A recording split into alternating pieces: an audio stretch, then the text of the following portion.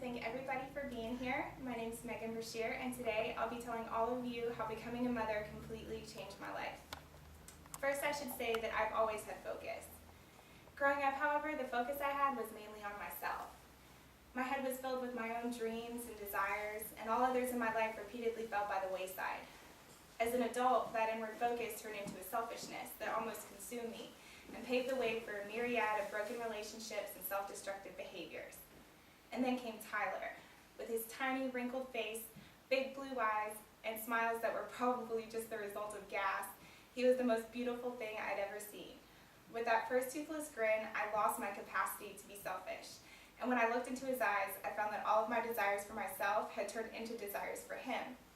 And so, with all of my previous aspirations forgotten, I now had a new purpose in life: to be the best nurturer, teacher, and role model that I could possibly be, in the hopes that my example would pave the way for my son's all-encompassing happiness and success.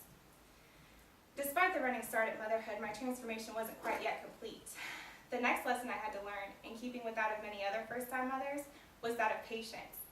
At first, there was a lot of temptation to revert back to old ways because at 2 o'clock in the morning, my thoughts were more focused on my own debilitating lack of sleep than on my son's latest reason for crying. Those first couple weeks were a blur of diapers and feedings and emotional ups and downs, and honestly, I saw no end to the sleepless nights.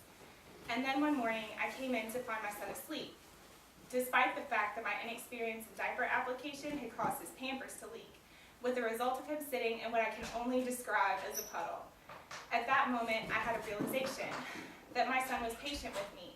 Through all of the incorrectly applied diapers and the bottles that were too hot and the baths that were too cold, my son was patient with me. So why couldn't I then be patient with him? I realized my son had a lot to teach me, that his laid-back attitude was something to be admired, and that in that respect, I too should aim to be childlike. I found myself trying to emulate him, and as my ability to emulate him grew, so did the amount that he taught me. For example, around the time he was learning to crawl, a particularly difficult semester was causing me a lot of stress, and there were many times I simply wanted to give up. So I again turned to Tyler.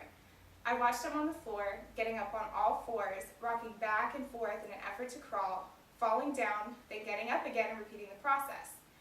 After watching this for several minutes, I thought how frustrating it would be to be in that situation. And then I saw the humor. Humor in the fact that my son had more perseverance at 5 months than I did at 23 years. And so, at that moment, was my third lesson. My son taught me to be resilient, because through our mistakes we gain an insight into ourselves and into the world that can only result in learning and achievement. And the education I received as a result of becoming a mother didn't stop there. My son taught me the meaning of truly unconditional love, and consequently to have faith in other people, as well as in myself. Through motherhood, I became stronger and smarter. I became kinder and more gentle, and found that meeting the needs of another person really is more fulfilling than any form of self-indulgence I have ever experienced.